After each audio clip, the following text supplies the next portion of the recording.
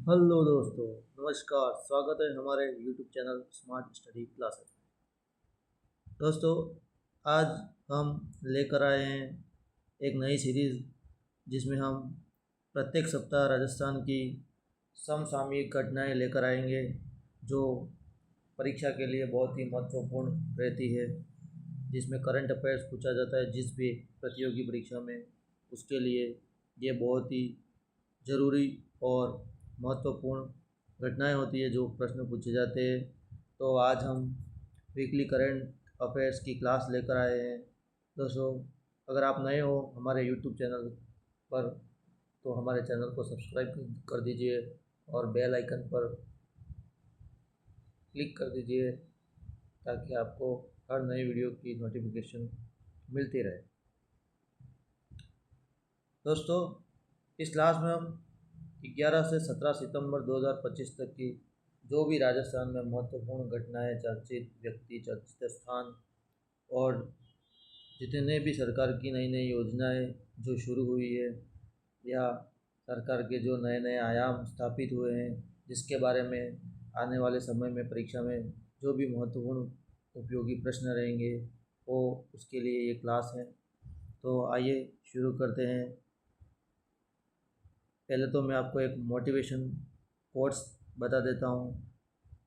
कड़ी मेहनत का कोई विकल्प नहीं है, जो आज तैयारी करता है वही कल सफलता पाएगा। दोस्तों, अपन को किसी भी परीक्षा को, किसी भी उद्देश्य की प्राप्ति के लिए हमेशा तैयारी करनी पड़ती है तो ही हम सफल हो पाएंगे। तो इस क्लास का पहला फैक्ट है अवैध धार्मिक परिवर्तन निषेध विधेयक 2025। राजस्थान सरकार द्वारा एक विधेयक पारित किया गया है जिसका नाम है अवैध धार्मिक परिवर्तन निषेध विधेयक 2025। इस अधिनियम में इस पारित राजस्थान विधान इस अधिनियम में राजस्थान विधानसभा ने Rajasthan prohibition of unlawful religious conversion bill 2025 पास किया है। इस विधेयक के अनुसार अनिच्छुक धर्म परिवर्तन गैर कानूनी होगा। जिला मजिस्ट्रेट की अनुमति ज़रूरी होगी। सरकार ने कहा कि लव जिहाद का कोई दर्ज मामला नहीं है। इसमें अपने इच्छा के अपने बिना इच्छा अपनी इच्छा के विरुद्ध धर्म परिवर्तन नहीं किया जाएगा जो गैर कानूनी होगा। और अगर किसी को धर्म परिवर्तन करना है तो जिला मजिस्ट्रेट की अनुमति जरूरी होगी। अगला फैक्ट है एनबीसीसी और रिको द्वारा 3700 करोड़ का इंफ्रास्ट्रक्चर एमओयू हुआ है। जयपुर में एनबीसीसी ने रिको के साथ मिलकर 3700 करोड़ की परियोजनाएं विकसित करने का एमओयू किया है, जिसमें प्रमुख है राजस्थान मंडपम का निर्माण। राजस्थान मंडपम का निर्माण किया जाएगा। ये दो संस्थाएं एनबीसीसी और रिको द्वारा एक इंफ्रास्ट्रक्चर का एमओयू किया गया है जो 3700 करोड़ रुपए का है। अगला फैक्ट है निग्रह समिति के पदों की भर्ती के लिए सुप्रीम कोर्ट ने 3 महीने बढ़ाई गई है। 3 महीने बढ़ाए समय सीमा राजस्थान राज्य प्रदूषण नियंत्रण बोर्ड आरएसपीसीबी में रिक्तियों को भरने के लिए सुप्रीम कोर्ट ने राज्य सरकार को 3 महीने की एक्सटेंशन दी है। अगला फैक्ट है मैनार वेटलैंड। मैनार राजस्थान के उदयपुर ज़िले में एक स्थान है जिसको अभी राजस्थान सरकार ने रामसर साइट का दर्जा दिया है। उदयपुर जिला के मैनार वेटलैंड को 4 जून 2025 को रामसर साइट घोषित किया गया था। यह जल भंडार, पक्षियों की परंपरागत प्रवास एवं जीव विविधता के लिए महत्वपूर्ण है। मैनार उदयपुर ज़िले में स्थित है और इसे रामसर साइट घोषित किया गया है। यहाँ पर पक्षियों का प्रवास होता रहता है इसलिए, और यहाँ पे जो दृश्य है वो एकदम सुहावना है। ये स्थान बहुत अच्छा है पक्षियों और पशु पक्षियों के लिए। अगला फैक्ट है जोजरी नदी जोजरी रिवर, जोजरी नदी राजस्थान के बाड़मेर जिले में स्थित है। जोजरी नदी प्रदूषण और जोजरी बचाओ आंदोलन। बालोतरा क्षेत्र में उद्योगों से निकलने वाले रासायनिक पदार्थों ने जोजरी नदी को प्रदूषित कर दिया है, जिससे ग्रामीणों में आंदोलन शुरू हुआ है। राजस्थान में जोजरी नदी है बालोतरा में, जो बहुत ही प्रदूषित है। वहाँ पर फैक्ट्रियों द्वारा जो धुआं निकलता है, फैक्ट्रियों के द्वारा जो प्रदूषित पानी निकलता है, उससे वहाँ की नदी जो बालोतरा में जोजरी नदी है वो बहुत प्रदूषित हो चुकी है। वहाँ पर लोग बहुत परेशान हो चुके हैं, जिससे वहाँ पे लोगों में आक्रोश व्याप्त है और लोगों ने आंदोलन शुरू कर दिया है। तो ये भी एक महत्वपूर्ण प्रश्न बन जाता है कि राजस्थान में सबसे प्रदूषित नदी कौन सी है और वो कौन से जिले में है। तो सबसे प्रदूषित नदी जोजरी नदी है, जो बालोतरा जिले में है। अगला फैक्ट है आभानेरी फेस्टिवल। आभानेरी फेस्टिवल 2025 आयोजित होने वाला है। पर्यटन एवं संस्कृति के लिहाज से यह महत्वपूर्ण है। 26-27 सितंबर। ऐसा प्रश्न पूछा जा सकता है कि आभानेरी फेस्टिवल 2025 में कब आयोजित किया गया था और कहाँ आयोजित किया गया।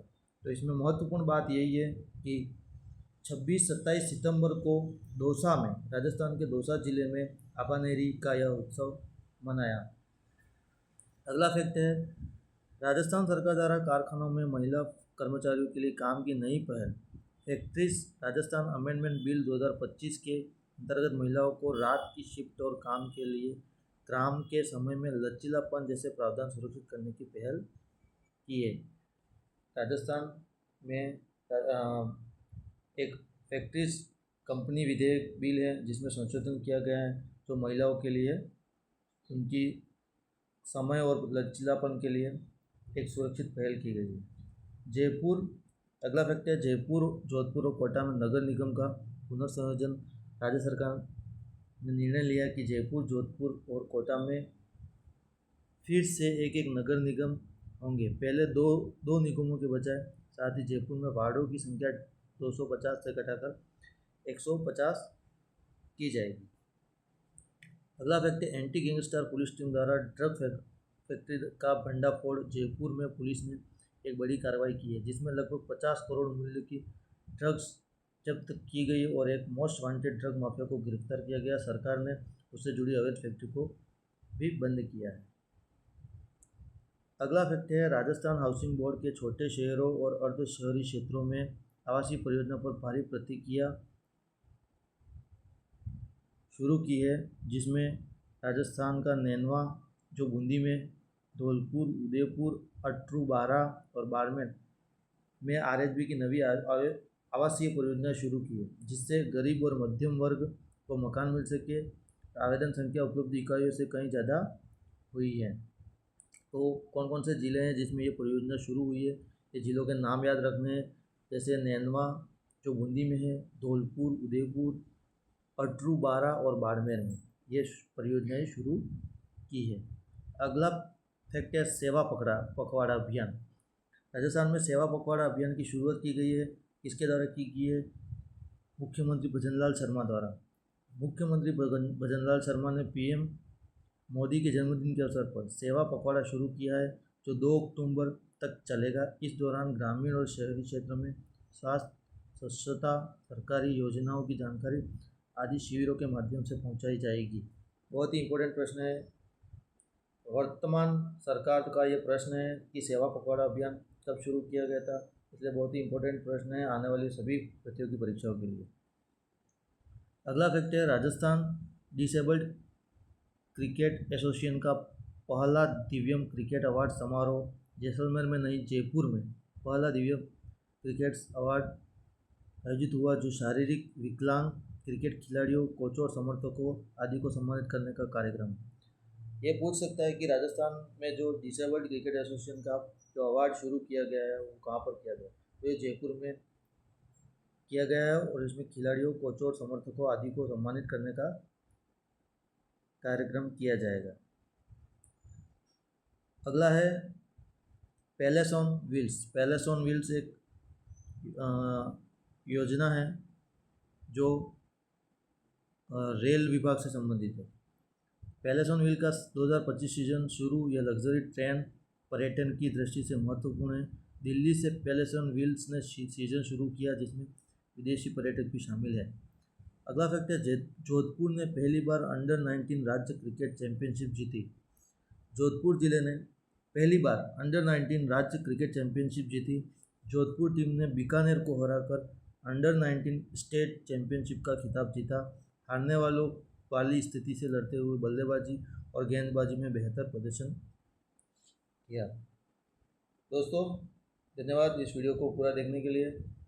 हमारे चैनल को सब्सक्राइब कर दीजिए, इस वीडियो को लाइक कर दीजिए और शेयर कर दीजिए। धन्यवाद।